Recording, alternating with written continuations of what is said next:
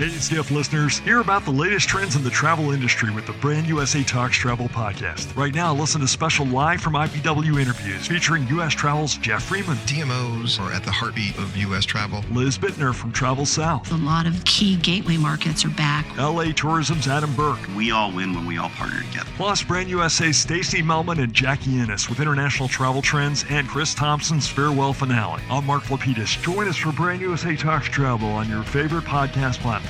Brand USA Talks Travel.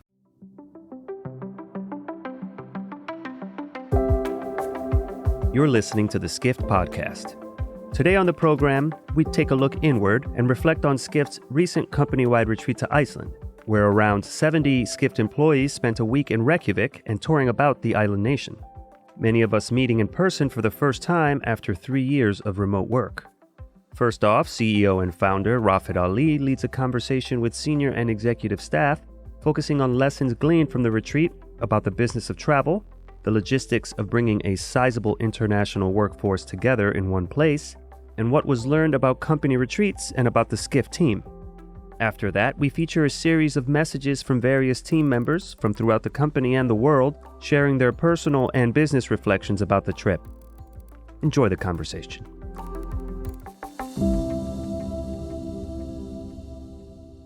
All right, folks, welcome to another edition of the Skift podcast. This is a special edition of the podcast, 2-3 days after we have returned from our annual retreat in Iceland.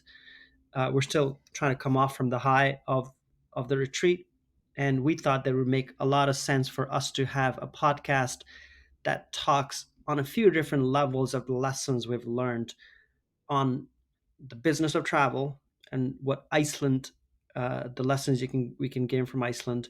What did we learn about company retreats? This is our been doing this for almost a decade, minus a couple of years during the pandemic. And what have we learned about our team, or what has our team learned about the company? So we'll get into this. I have 3 great guests that I have the honor to work with on a day-to-day basis. Michael Cunniff, who's our CFO, who's been my previous company CFO, has worked with me. This is, I think, his maiden appearance on a Skift podcast ever. So welcome, Michael. And we have Regina Yuen, who's the head of event logistics for Skift, has all the events that I'm sure many of you have attended, very much in the Regina mold. They run brilliantly. We always are hugely successful at creating that experience, and very much Regina and her team are responsible for it.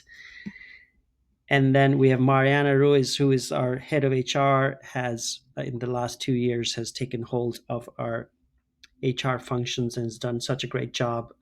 All 3 of these people have been directly responsible for executing various parts of the retreat. And so I figured I will gather them here. I've had a vision of the retreat for years that I outlined every year, and then the team executes it in various different ways. So I figured this is a great group to start with. So let me start by just giving my top line thoughts. This was our retreat started in 2014 with the Iceland retreat. So this is coming a full circle. This is the second time as a company we've been to Iceland. We were 10 people then. We are as a company about almost 75 people. Not everybody could go, but we had almost 70 people that went to this retreat. From 10 to 70 is obviously a huge jump. We've been to Iceland, Colombia, Cuba, Puerto Rico twice. We went to Canada once, and now we went upstate New York once, and now back to Iceland. Iceland is an incredible destination, but there are a lot of logistical challenges. We have covered Iceland, which we'll get to as we talk. Iceland, as a mirror to the larger changes that have happened in the global travel industry over the last decade, it's such a great crucible to learn all the trends that are happening in the travel industry. We started covering what became known as the term over tourism that we coined in 2016. We actually did a huge deep dive on Iceland in 2016 and coined the word over tourism as part of it, on the challenges that happened with the destination that has become too popular and has not done destination management in the right ways. Since then, a lot has changed. This was my seventh trip to Iceland. I was there a week after the famous volcano stopped in 2010, and they've done a great job.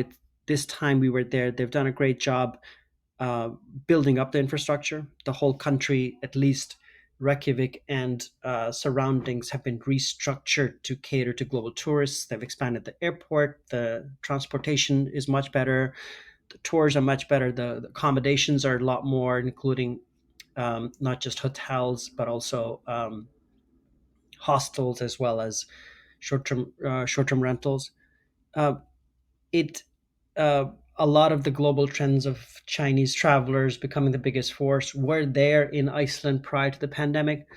Obviously, Chinese travelers are not yet back, and so in many ways, and Iceland has also pushed, because it's located strategically in the middle of the Atlantic, or sort of more towards Europe, um, as a crossroads between North America and Europe, and so not just leisure travel, but also business meetings industry. So they've created this gorgeous convention center called Harpa, which is in downtown Reykjavik, that we visited, that they try and attract a lot of meetings to. So there's still a bunch of issues with over tourism in Iceland. The season, while the season has moved beyond the few summer months, it is now and spread through most of the year. The peak and the crush really comes in June, July, August, and they do have issues in terms of capacity. The airport, while the Keflavik Airport, which is the main airport, has expanded, it still gets very crowded, especially as it caters not just to tourists coming, but it's also a hub airport for Iceland Air to connect people between Europe and North America and other places in the world. And so those are some of the issues. They haven't yet developed another hub airport outside of Keflavik, which is the one that caters to the international tourists. So that being said, we just got a great overview of everything that Iceland had to offer for our team for 5 days. So let me get into this question to our team beyond the issues of the global business of travel. So, Michael, what are the as we plan these uh, retreats, how do you think about budgets and logistics of how we do these retreats? I mean, we've done this so many times now. So the logistics is the hardest part, because we have people coming from all corners of the earth. So the things we have to take into consideration is how, especially a place like Iceland, how do the flights come in? How often do they fly? Making sure that we don't have a significant number of employees on one flight. So it's really a puzzle that we have to put together to make sure it all fits. Then, of course, with the number of people that we brought, finding hotel rooms to fit everybody and not having them in 5 different hotels, was a challenge for us as well. And this is because Iceland doesn't have the capacity, or at least doesn't have giant hotels where it can fit everybody, unlike Puerto Rico, where we went last year, which have these giant resort hotels that exist. Yeah, as we were walking around the city, you could see that most of the hotels were no more than 10 to 14 stories tall. It's not a very vertically built city. So, and then the other challenge when you get to numbers like this, actually, when you get over 30 people, getting a restaurant to want to take all those people is a challenge, and we want to make sure that the food is representative of the place where we are, and those are difficult. We talk to many restaurants before we can end up finding one that's willing to take us. In most cases, we end up having to buy the place out, which leads us to the budgetary side of it. I'm very fortunate that we have a terrific events logistics team, and they're very good at identifying our needs. That's the key thing with trips like this, is knowing what you need and what you want, so you get a proper budget. A lot of times you'll give your requests and maybe they're not fully understood by the other party. So you get back quotes that aren't representative of what you're really trying to accomplish. So that just comes with a lot of expertise, and like I said, we're very fortunate to have that expertise on our team. How do you set budgets? Top line. So we go back for the retreat specifically. I've done an analysis on how much we've spent each year. Obviously, in the early days, we were very, very frugal, and then as we grew as a company, we were able to afford a little bit more. We could layer on a little bit more experiences. Obviously, the basics are food and shelter. And then from there, you look at what experiences you can layer on top. You look around the world for partners that maybe can help you with those things. Intrepid Travel was amazing on our trip for us in the help that they gave us, both in underwriting and having their people available to us 24/7. We had cell phone numbers to the tour guides that were assigned to our hotels. It was absolutely incredible. So we build a little bit more each year. We also add as we grow in people as well. Yeah. You mentioned Intrepid Travel. Intrepid Travel is a global adventure travel tour operator, was our partner on this. As Michael said, underwrote a great part of our retreat, but also was just responsible for securing the hotels, particularly, as well as the venues for these dinners. Regina, you've done both. You've done DIY, where we piece together everything, and then this was a new experience to us, where it was certainly still very complex, but at least we had more help as the company has grown. Almost like 20 more people this year than last year for a company our size. So from a complexity perspective, what are the challenges you have, both in terms of timeline of planning and then actually in the destination? I think just the number of people, herding 70 people and trying to arrange 70 people is a lot of little details that go into it. Not only securing a venue, but one step further, dietary restrictions. How do we make sure that we accommodate everyone? Because everyone comes from a different place and has different dietary restrictions, right? My team's job is really to make everyone feel like home, feel like comfortable, and that they're included, right, in all these retreats. So I think that is a huge challenge. Just being able to help arrange people's flights.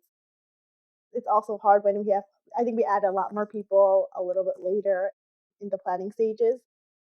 I think it's the amount of people has the complexity, and having to divide the team in the different hotel. But luckily, we had our team captains. The help of the other Skift team members was really great to just make sure all the logistics it was just spot on. I really think we really nailed this, even though with 68 people from all over the world. All over the world. I think there were I don't know exactly how many countries, but if you do remember, do mention it. But so obviously US was the biggest contingent, but US, Canada, UK, other parts of Europe, South Africa, India. I would say those, I think, are pretty much the regions that we had people from. And by next year, I would imagine Southeast Asia would be added in there, because we're hiring people there. Middle East will probably be part of it as well, as we think about it next year as well. So yeah, the complexities, the dietary restrictions is something that we very, very, very are careful about, and obviously have to cater, because in many cases it's literally life and death if people eat, if they're allergies and if they eat the wrong thing. And so we're very careful. Mariana, from your vantage point, from a sort of HR culture building perspective, how do you think about these retreats and why they matter? They just bring us closer, and it's a completely it's kind of like full circle. For me, for example, because I get to know everybody and I feel like I really, really know them, and then I see them in person, and it's just a completely different level. I feel like everyone feels the same way. It's just another a deeper connection. And then when they see each other again a few months later at SGF, it's just a bond that's much, much thicker and better. Hey, Skift listeners, hear about the latest trends in the travel industry with the Brand USA Talks Travel podcast. Right now, listen to special live from IPW interviews featuring U.S. Travel's Jeff Freeman. DMOs are at the heartbeat of U.S. travel. Liz Bittner from Travel South. A lot of key gateway markets are back. LA Tourism's Adam Burke. We all win when we all partner together. Plus, Brand USA's Stacey Melman and Jackie Ennis with international travel trends and Chris Thompson's farewell finale. I'm Mark Lapidus. Join us for Brand USA Talks Travel on your favorite podcast platform. Brand USA Talks Travel. Let me give you context of we are a fully remote company. I think most of the people listening know this. We are a globally distributed, fully remote company. People work from their homes or wherever they're based. And so we don't get to obviously meet each other in office like we used to pre-pandemic. There are two times the whole company meets every year. One is a retreat that happens in the May-June timeframe typically, and this year was in May. And then Skift Global Forum, which is our flagship conference in New York, where we fly in everybody as well. One is a not work environment. Skift Global Forum is a very intense work environment. Two very different experiences, but intense enough that they bring people together. And I think from our culture building perspective, the reason why people have so many of our team has said that they feel so connected to each other, which is a remarkable high bar for a fully distributed company. A remarkable high bar is because we put in so much effort and intention and thoughtfulness into these two different things of bringing our team together. Skift Global Forum, we've been doing these things before pandemic. So both of these were 2 points in which we flew the whole team before the pandemic. But we've put a lot more intentionality into each of these. How do the teams, not just the teams meet each other, so like marketing team or editorial team, different teams meeting each other, but also how the cross-team connections happen. How did you think, any of you, how do you think about sort of the cross-team connections that are so important beyond your own sort of bubble that you talk to every day, at least on video? I interviewed almost every single person in the company, and I talk a lot about culture. That's one of the reasons why I do that. And one of the things that I say is I'm a firm believer that because we're a very collaborative company, getting to know people that you work with will just enhance the quality of that collaboration. I also think that the more time you spend with people, if you actually start to get to know them, maybe you'll get to like them. And when you like people that you work with, it's a lot more fun. You're more productive, and everybody is a lot happier. And the retreat is a linchpin to doing that. And the first night at our dinner, when I spoke to the team, I challenged everyone in the room to talk to 3 people during that week to get to know them a little bit better. And in my interviews, I always say, you're not going to have 70 new best friends tomorrow, but if you make a little effort and you are present, enough that you go beyond what your work assignments are, it's going to be so much more fulfilling for you. And I think that I looked around, each day to see how people were interacting. And it was marvelous, including myself. I picked 5 people that I wanted to get to know a little bit better that I sat next to on the buses as we traveled around. Understanding their story and how it fits into why they're at Skift and why we can work so well together is an amazing thing. One of the things which we don't do on our retreats is we don't do intentional corporate team bonding exercises, like the stuff that a lot of others write about, like team up, fall into each other's arms and let's see if they rescue you type.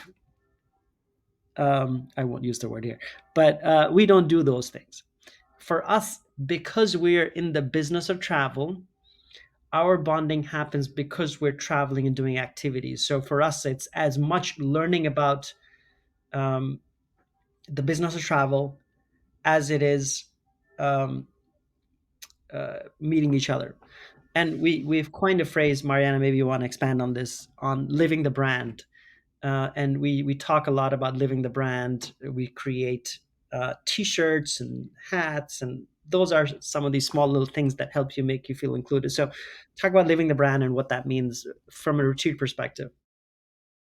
Um, yeah, I mean it's interesting, and I from this group I'm the newest one, right? I joined when it was already a fully remote company, and I can also say what a lot of people now say, which is it is the most connected group of people that I have worked with, and I've never worked in an office with any of you. And that's what we keep getting. People are happy to work with each other, and what Skift allows them to do work wise, and what the people that they're working with, and they're happy to represent the brand. So when we go out of our ways to give them certain things so they can represent it, they're happy to do that. It's not forced upon. Like, I've been asked to get more hats, more socks, more water bottles, because they want to show, that they are part of Skift. So nothing is pushed. It's just people want to do that. Organically it comes. Yeah, and this is the thing that I think has been just so wonderful to see the reaction during the retreat, also the post retreat, and posts that people are doing unsolicited on LinkedIn and other places about their experience. Regina, from a logistics um, perspective, uh, you do think a lot about um, making sure that things, for instance, run on time. Let's talk about the importance of making sure that things run on time and why that matters. Well, we're on a schedule, Our team always takes back like the feedback that we get from year over year, right? And I think this year people wanted some more recreational time. So, we build that into the schedule. And in order to allow that people to have that, we have to stay on time. We just have to keep the show going. It's definitely hard, especially when you have it in two different hotels and 68 people. But there's always reminders out there, and I think everyone's done a really good job in being respectful of each other's time. I think the most positive outcome of these retreats, to be honest, is post retreat, right? It's actually that work synergy that we create with everyone in cross company. Me personally, I feel after I come out from these retreats, like I've better understanding of a lot of my international colleagues, and I connect with them on a personal level. And I feel that it also creates a better work synergy. I have a better understanding of where a lot of people are coming from, and understanding a little bit more about them personally has really helped me with my work dynamic with a lot of people that I don't necessarily work every day with, but I still collaborate with. And I think that's the most positive outcome of these retreats. One of the things that I should mention in terms of coordination and how we do this, we since we are a fully remote company, we use a tool called Basecamp, which is similar to Slack or um, Asana or a bunch of other tools that exist. And this we use in our daily work. It's the same tool that we use to communicate um, the schedule, reminders. One of the things we've learned is you can't assume people read everything. In fact, you assume that people read very little. So you have to remind again and again and again. And even then, you get a bunch of questions. We were just joking that we should create an artificial intelligence chatbot that answers the question, because Regina and the team are just overloaded with questions, particularly leading up to the retreat. And so a lot of it coordination happens through Basecamp, which is our just daily use tool. So that helps quite a bit. Um, any other thing in terms of coordination that any of you want to talk about, just in destination coordination? Actually, this is another question I'll follow up with, which is how do we think about the structured activities versus the unstructured activities? And as Regina was mentioning, this was an unusually good mix of structured and unstructured than some of our previous retreats. I'll jump in a little bit here. So depending on where we decide to go, there's a lot of research that we need to do to see, what does the average tourist like to go see? What are the top 5 things, kind of thing. And then it's looking at the duration of those things. Some are just a couple of hours, some may be a full day. And as Regina said, getting that balance of having people not feel like they're running. We want them to go slow and be deliberate and absorb the culture and absorb everything that the destination has to offer. So it really is. It's another puzzle that we have to look at. We do use local sources when we can. We have lots of connections around the world in DMOs and other type of representatives for tourism in specific countries. So we talk to them, in a big way and get their suggestions. And then we find that we curate the things that we think will be the most interesting to our group, give them some different representations of that culture. And of course, make sure that it fits into our budget. So. Yeah, one of the advantages we have that I don't think every regular company will have is because of our connections in the travel industry, and so we're able to get behind the scenes access to people in the travel industry. How we structure it is one of the days out of the 4 or 5 days we designate as the company day, meaning we will have discussions in a room. It's a traditional sort of company meeting, full company meeting, where I will give a presentation. Different people will talk about different things through the day. Typically, we don't do full day just because it's too much, and so we try and do it within half a day to sort of a 3/4 of a day. We finish everything, and that's it. We don't talk about work. After that, it's very much activities, and I don't think we planned it that way from the start. It just ended up being that, and it seems like that's the best way of how to structure long range company thinking and planning. The messages we want to communicate as executive team, as the leaders in the company, to the full company, and then different teams meet informally with their teams, either that one specific day, or they meet at other times and obviously spend a lot of time with each other in different ways with different activities. So that's how we think about some of these things. I think we should wrap it up. Any final thoughts in terms of why this has become such a cultural touch point in our company? I mean, for us, it also is very much, Mariana, from a hiring perspective, this is such a great thing that we talk about when we hire people. Yes, this is a buildup. I mean, it is a big thing. We don't call it a require thing, but it is mentioned as, you'll have 2 big trips where you will be with all your coworkers, the retreat and SGF. And there's a lot of excitement going towards it. So it meets the expectations. I mean, I've already been looking at some of the responses from our post-retreat survey, and it's exceeded expectations. So it's great.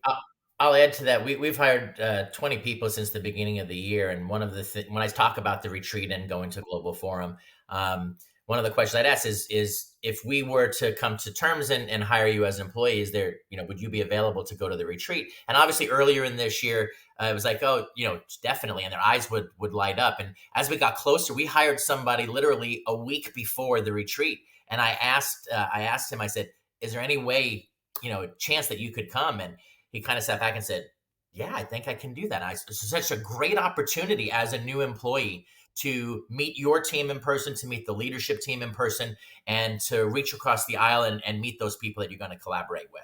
And I think that comes through with flying colors for most people. We do, for both of these events, if you will, for both of these events that we do plan hiring and onboarding, keeping these 2 big tentpoles in mind.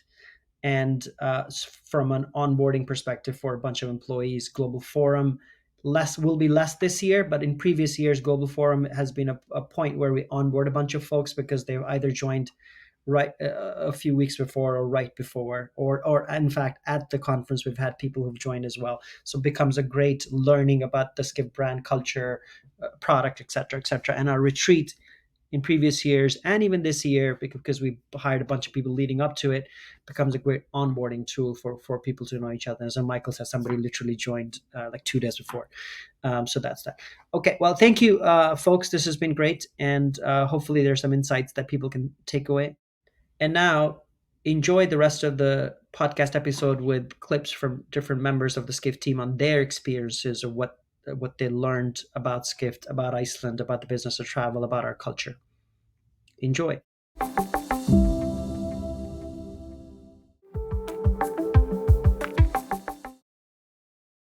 Hi, my name is Pedundoma Bhutia, and I'm the Asia editor of Skift. This week I came back from Iceland, where I spent 5 days bonding with my colleagues.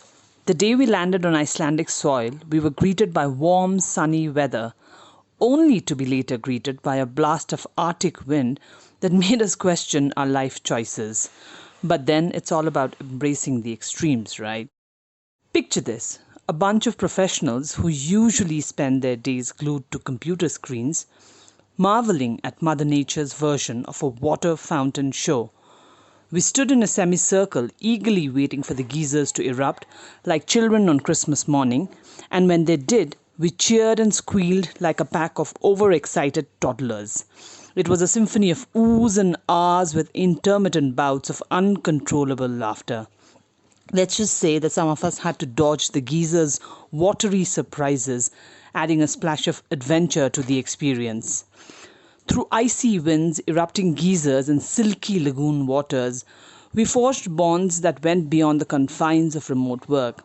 We shared laughters, shivers, and even the occasional embarrassing slip in the mud. Our fully remote company became a real-life community as we marveled at the wonders of Iceland together. So here's to our quirky Icelandic adventure, where work and play intertwined and bucket lists were gleefully checked off. We returned home with unforgettable memories, waterproof friendships, and a newfound appreciation for thermal wear. Dan Marsek. I'm the research editor for SkiftX. So what did I learn about Skift on our Iceland retreat? Well, one thing I didn't hear is this thing that you hear a lot at companies where they say Skift is like a family. And it might sound kind of weird to say this, but I think that's a really good thing. What Skift is to me is a group of professionals who are very passionate about what we do, and who are also passionate about our own families and our own lives. And so I think there's this bonding element for all of us coming together around the fact that we really care about our work, and that's really important to us, but it's part of our whole picture. It's not our whole lives. In terms of what I learned about company retreats, it does help that Skift is in the travel business. So what we're doing when we're traveling together is relevant to what we do as a company. But I think that's something that other companies can take away as well. Do something that helps connect you to your work, and that allows your employees to bond around what they're doing and really internalize what it means to work for that company and what it is. My name is Allison McCarthy, and I'm the content director on SkiftX, Skift's branded content team. So this was my 5th retreat with Skift, and I feel like I say this every year, maybe with the exception of when we went glamping in the pouring rain in East Hampton, but I really do feel like this was the best one yet. Of course, Iceland is such a magical place to visit, but the current team we have at Skift feels really connected, engaged, and in sync. And that's despite so many of us only meeting for the first time on this trip. So I feel like the difference between commuting to an office in New York City and working with mostly tri-state area residents to now working with employees who live all over the world has really been something that I love most about working remote and then meeting in person. I really do feel like every time we gather as a company, my life feels richer and my perspective of the world and of different cultures is really deepened. Hi, my name's Colette and I'm the project manager for Skift Meetings. I've been at Skift for a year now, and our 2023 retreat in Iceland really meant so much to me. Every time we get together, it literally blows my mind that not only are we a fully global team, but that we only ever really see each other as a full team twice a year when we do a retreat and then when we do a Skift Global Forum, because when we do get together, it's like we're together all the time, and there's this infectious energy that just runs through these 70 people. You spend 6 days laughing and smiling and losing your voice and just having the best time with everyone. Retreats like this remind you that it's important to get away from the emails and the Zoom calls and just general day-to-day life, whether that's with colleagues or even just like at home with your friends and family, to spend that time getting to know each other better, to make memories and deeper connections and learning about yourself and the world around us. I mean, it's not possible to go to Iceland and experience its nature without realising just how small and insignificant we are as people on this little planet that we call Earth. So yes, Iceland and this retreat will be with me for a very, very long time. Hi, my name is Miguel Neves, and I am the editor-in-chief of Skift Meetings. And my thoughts on the recent Skift retreat in Iceland from a meetings industry perspective, I think it was fascinating to see a destination like Iceland. And of course, it's so interestingly located, handy to access from both Europe and North America. So it makes sense for a company that's distributed mainly in those regions. Of course, it's a unique destination, so really interesting to experience it. I think we also experienced some of the limitations of Iceland. A group of this size, we're about 70 people, and it's not the easiest to for hotels. I think it's fine, but for catering, for food, I think it's getting to a large size for Reykjavik and for Iceland. But I think that the bigger trend is that companies that are remote or hybrid all around the world are definitely looking for different ways to bring people together. I think it's really important to understand how to do these things properly, how to get the group together, how to really connect when you have this opportunity to meet everybody and make the most of that time. And I think Skift took that approach of being very much about connecting, very much about getting to know each other rather than having a lot of content and a lot of sort of conference activity, which I think is a very valid approach, and I appreciated getting to know my colleagues way better. I think it'll definitely have positive impacts on how we perform as a team going forward. And of course, group travel and incentive travel have been doing this for many years, but the importance of it now with the sort of remote or hybrid workforce, I think, has increased, and it was very interesting to experience that firsthand. This is Eden Anihira, project manager for the Skift X team. The 2023 Skift retreat to Iceland meant more to me than I feel like a lot of folks understand. I was never really able to travel outside of the U.S. growing up, so having my first ever trip abroad, be with a group of close-knit, hilarious, and kind-hearted people meant the world to me. Besides the fact that Skift is amazing at karaoke, I learned we're insanely passionate about our work, and this retreat proved it. Lastly, I'm excited to blitz through 2023 and help lead the future of travel with all my coworkers and everyone in between, one step at a time. My name is Lindsay Bashan, and I'm on the sales team at Skift. This year's retreat to Iceland meant a lot, and it felt really good to hang out with my friends that I've made at the company that I really only get to see once or twice a year now. And what I learned about Skift is something that I've already known for the 5+ years that I've worked here, but it reinforced the idea that Skift is really focused on work-life balance, family, and having fun. When I got back from the trip and was telling my friends about it, they were blown away and saying things like, oh, my company retreat was filled with, presentations from old white men, and everybody was bored. And I got to reply and say, well, on my company retreat, I was swimming in the Blue Lagoon and seeing hot springs and exploring a country I've never been to before and hanging out with friends and trying exotic foods and just doing all of these really cool things that I actually would want to do in my free time. And what I learned about the business of travel is that there are still a lot of flaws in the airline industry, specifically. A lot of our bags were lost, flights were delayed or canceled, Connections that were packaged within one airline were impossible to make. So in terms of the business of the airline industry, there is a lot more that they could be doing to make the travel experience better. My name is Ashok Rizvi, and I'm a research analyst at Skift Research. I look in depth at issues affecting the global aviation market, its implication, and I conduct detailed market research studies on existing and growing markets across the world. Besides the fact that Iceland happens to be an incredibly beautiful country, I think for me, the timing was exceptionally great because I've only joined the firm last month. And for me to have an opportunity to get in touch with not only my own group at Skift Research, but as well as the larger Skift teams from marketing, from the creative team, the editorial team, I really want to go ahead and just say thanks to the global executive team at Skift. Thank you so much. I'm Angie Kirby, Acquisition Marketing Manager at Skift. The 2023 Skift retreat meant a great deal to me. Working fully remote with colleagues all over the globe can make it hard to feel connected at times, so I take any opportunity I can to see my colleagues face to face, and being able to do so in such a beautiful place like Iceland, with about 70 Skifters, is really indescribable. Being a company in the travel industry, it's also great to be able to experience what travel really has to offer. And I feel like now I've worked for Skift, I view travel in such a different, amazing light. Also, after hearing so much about Iceland and the trips that the team made back in the early days versus how we've all experienced it this time around is quite incredible. And it does make me feel really, really proud to work for Skift. And no one can deny that the Skift team really is switched on and in sync.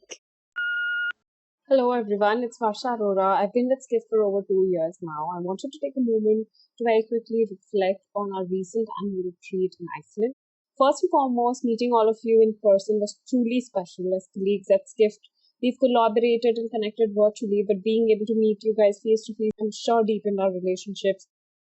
I believe this experience will strengthen our collaboration and make our work even more impactful moving forward. Moreover, this retreat highlighted the significance of company retreats. It provided an opportunity to step away from our daily routines, immerse ourselves in a new environment, and gain fresh perspectives. Being in Iceland, a country known for its awe-inspiring landscapes and unique cultural experiences, reminded me of the transformative power of travel.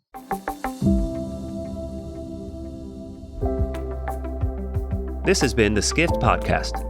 Thank you for listening.